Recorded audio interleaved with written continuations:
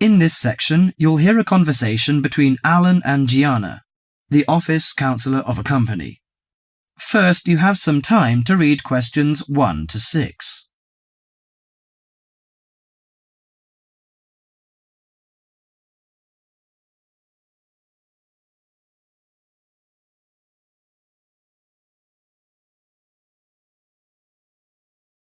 Now listen to the conversation and answer questions 1 to 6.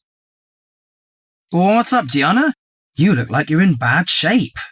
Yes, maybe I'll get sick leave from the boss and finally catch up on some sleep.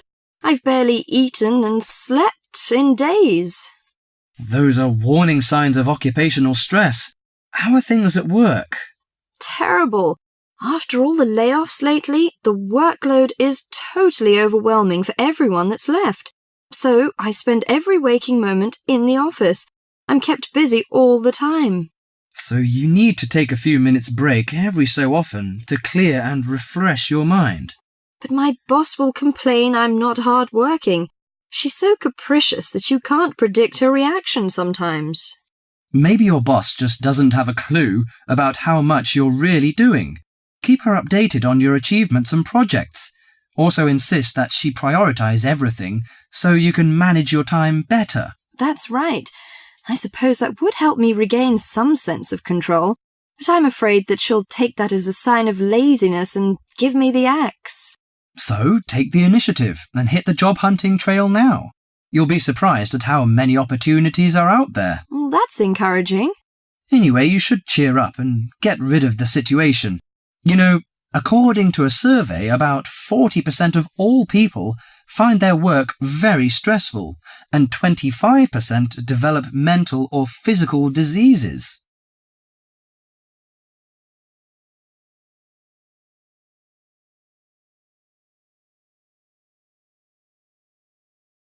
Before you hear the rest of the conversation, you have some time to look at questions 7 to 10.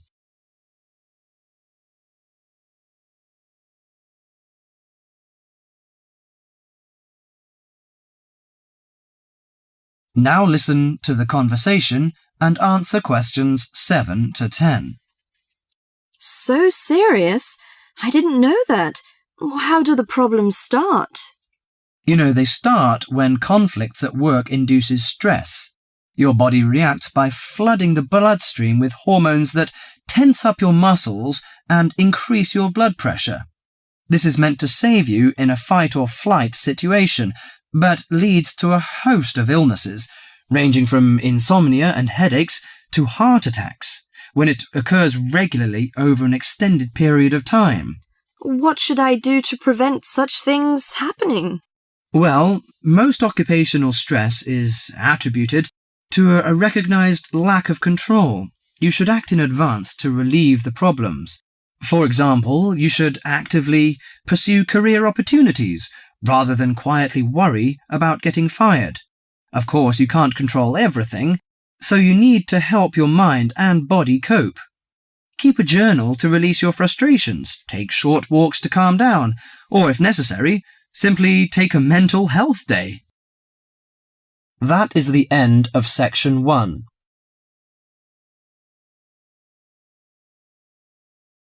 You now have half a minute to check your answers.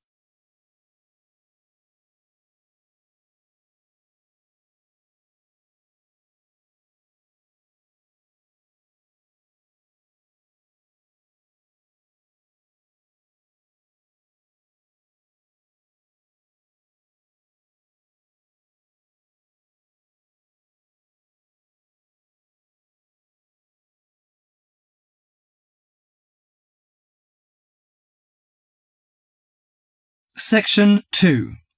In this section, you'll hear a monologue about a guided tour to London. First, you have some time to read questions 11 to 21.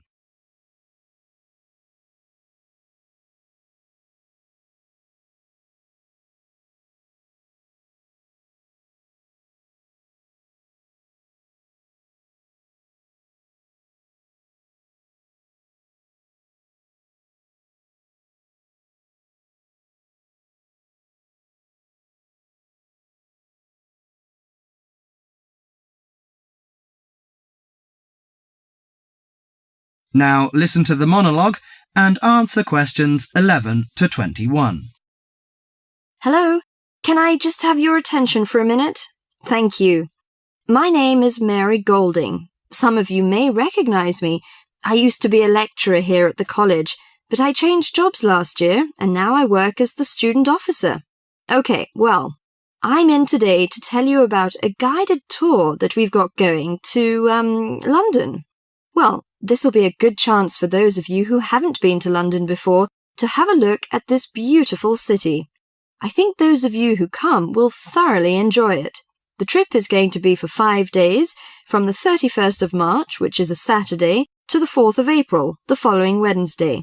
We'll be taking a medium-sized coach, so there'll be 45 places on that. Last time it was a minibus with only 16 places, which proved insufficient for students' needs. According to the London Development Agency, London has over 200 museums, 500 cinema screens, 108 music halls, and 5 symphony orchestras. Needless to say, we can't see it all in one day. Here are some major sites we are going to tackle on the first visit to London.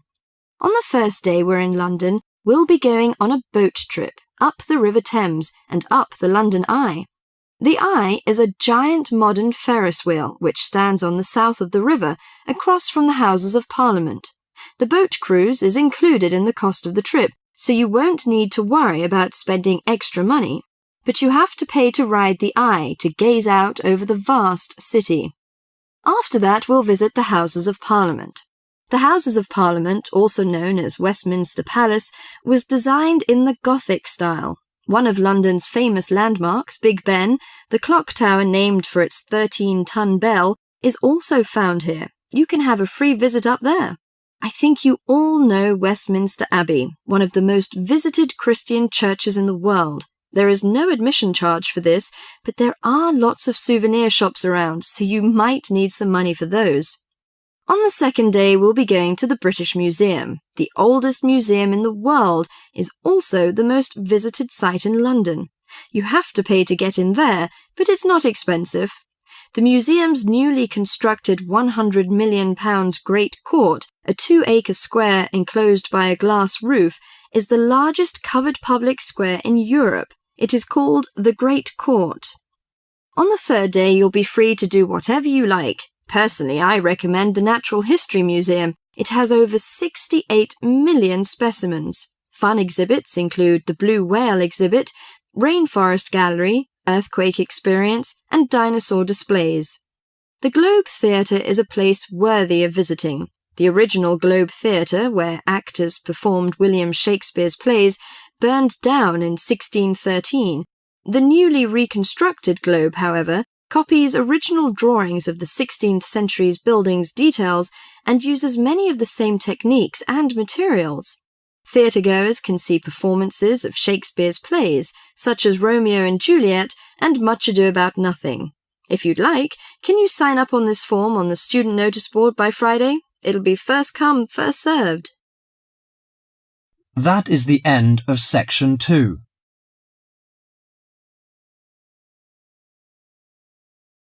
You now have half a minute to check your answers.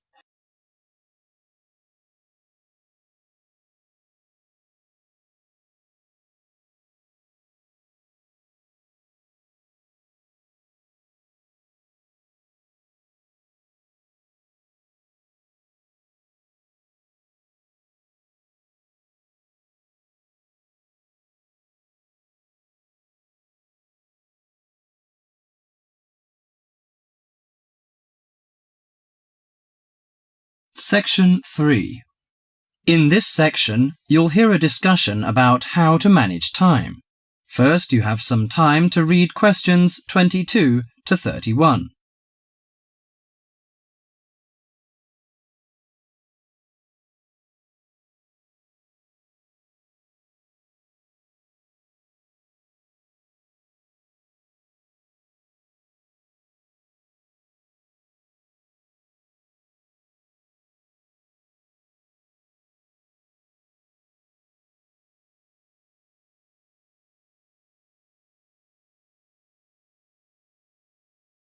Now listen to the conversation and answer questions 22 to 31. Good afternoon, ladies and gentlemen. The topic for today's discussion is time management. It's very important that you develop effective strategies for managing your time to balance the conflicting demands of time for study, leisure, earning money, and job hunting.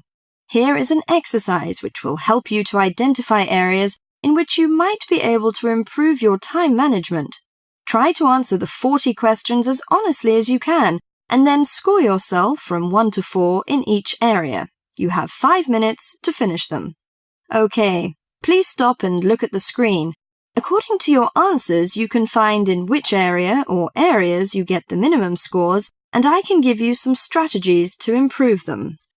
I find I get the lowest score in the area of using lists. I don't have the habit of keeping a list. What use does it have? Keeping a to-do list is a useful reminder system to tell you of when you need to do what. Don't try to remember everything in your head. Carry a pen and paper or organizer wherever you go to write down the things you need to do, including appointments and deadlines. Do you think a daily list of tasks is necessary? Yes, it is an excellent way to focus your mind on important objectives. Make sure you update your list daily, crossing off completed tasks and adding new tasks. Urgent or important tasks can be highlighted with an asterisk. I find it difficult to set goals. How do I set myself specific and clearly defined goals? You must make sure that these goals are realistic and achievable. To do this, you first need to examine your present situation and assess what goals are important to you and what action you need to take to achieve your target. I am in the final year and trying to find a job. I can't combine the pressures of intensive study with finding time to apply for jobs. Sometimes you need an alternative route to your goal in case you have to change your plans. For example, taking a relevant postgraduate course if you can't get a job. Whenever the examinations sneak up, I start getting nervous. I don't know how to organize my time to deal with so many subjects. You should have a regular venue for revision, such as the library, where you're free from distractions. Plan out a revision schedule or timetable so you devote enough time to each subject. You can also use past examination papers when revising to familiarize yourself with the sort of questions that might be asked. When revising, take a few minutes break every so often to clear and refresh your mind and allow some time off for complete relaxation. I'm always late for everything. You know, the deadline of papers and seminar reports. Sometimes I cannot make decisions immediately, so I ignore them on purpose.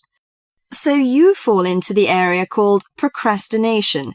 I think it's important that you manage your fear of doing things you don't want to do, and realize that the fear is often far worse than any possible negative result. The best time to do something is usually now.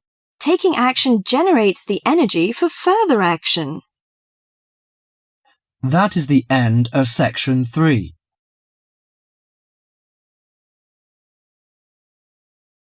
You now have half a minute to check your answers.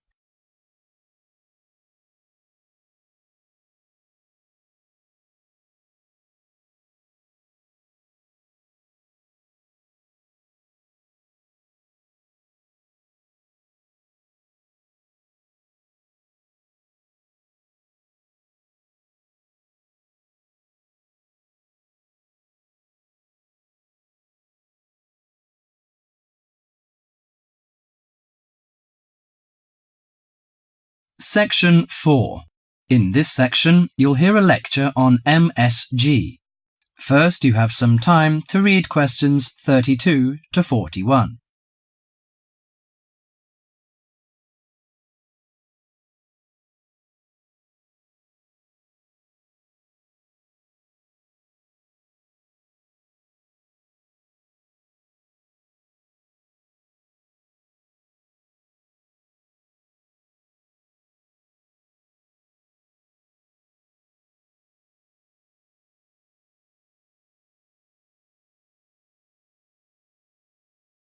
Now listen to the conversation and answer questions 32 to 41. You've probably noticed that MSG appears regularly among the ingredients of your favourite foods. But what is it? How long has it been used? How is it used? MSG, or monosodium glutamate, is a chemical commonly used to add flavour to salty or sour tasting foods. The average person knows almost nothing about it, but today MSG is found in everything from potato chips to soup. Its principal component is an amino acid called glutamic acid or glutamate. It was identified by Professor Kikuné Ikeda in 1908, but Eastern cooks have been using glutamate-rich seaweed as flavouring for more than 1,200 years. Glutamate is found in two forms: bound glutamate, which is linked to other amino acids forming a protein molecule, and free glutamate, that has no link to protein. Only free glutamate is effective in enhancing the flavour of food. Foods often used for their flavouring qualities, such as tomatoes and mushrooms, have high levels of naturally occurring free glutamate. MSG is usually produced through fermentation of corn, sugar beets, or sugar cane. The finished product is a pure white crystal, which dissolves easily and blends well in many foods. Monosodium glutamate enhances the basic flavour of many foods. New studies also show that MSG elicits a unique taste that is known as umami in Japan and often described by Americans as a savoury, broth-like or meaty taste. Umami may be the fifth basic taste, beyond salty, sweet, sour and bitter. As an integral part of cuisines around the world, this savoury taste is common to the bouillons of Europe, the oyster sauce of China, the soy and fish sauces of Southeast Asia, the pizza of Italy, and the chowders and stews of America. MSG helps bring out the best natural flavours in a variety of foods such as meat, poultry, seafood, and vegetables. While MSG harmonises well with salty and sour tastes, it contributes little or nothing to sweet or bitter foods. Results of taste panel studies indicate that a level of 0.1 to 0.8% MSG by weight in food provides optimum enhancement of the food's natural flavour. This is within the range of glutamate that naturally occurs in foods. Approximately 1/2 teaspoon of MSG is an effective amount to enhance the flavour of a pound of meat or 4 to 6 servings of vegetables or soup. MSG is a self-limiting substance. Once the proper amount is used, adding more contributes little to food flavour. Overuse of MSG, as with many other seasonings and spices, may cause some foods to have an undesirable taste. There is simply no substitute for wholesome, quality food and good cooking techniques. MSG makes good quality food taste better, but will not improve the flavour of poor quality food. Disturbingly, scientists have known since the 1960s that MSG kills brain cells in young animals. Further research suggested that MSG may also be responsible for ailments ranging from skin rashes to irregular heartbeat and depression. Reports vary on just what percentage of the population is sensitive to MSG. One researcher put the figure as high as 30%. But food industry-sponsored studies have suggested it as low as 1 to 2%. Baby food manufacturers agreed to take MSG out of their products in the 1970s, but it is still widely used in other foods. This is because MSG is an economical way of stimulating great taste. If you're making a chicken stew but can't afford a whole chicken, why not use a little chicken and a lot of MSG? Consumer groups in the USA campaign regularly against its use, but for many of us, MSG will continue to be a part of everyday life. Food, it seems, will always be a matter of personal taste. That is the end of section 4.